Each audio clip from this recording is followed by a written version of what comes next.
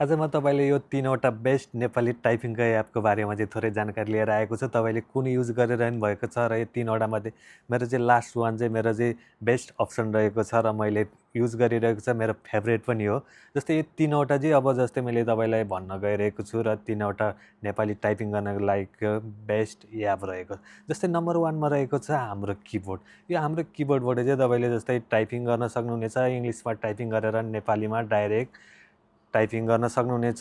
जस्तै नम्बर 2मा रहेको छ गुगल किबोर्ड। जस्तै हाम्रो जीबोर्ड किबोर्ड रहेको छ र गुगल किबोर्ड मार्फत चाहिँ तपाईँले ट्रान्सलेट पनि गर्न सक्नुहुनेछ, विभिन्न ल्याङ्ग्वेजहरू विभिन्न भाषामा ट्रान्सलेट पनि गर्न सक्नुहुनेछ। अर्को रहेको छ नम्बर 3मा रहेको छ देश नेपाली किबोर्ड। यो चाहिँ मैले युज गरिरहेको छ र नेपाली किबोर्ड यो मेरो फेभरेट पनि रहेको छ। तपाईँको कुन चाहिँ एप तपाईँले युज गरिरहनु भएको छ, तपाईँको फेभरेट एप कुन चाहिँ हो, तल कमेन्ट बक्समा कमेन्ट गर्नुहोला।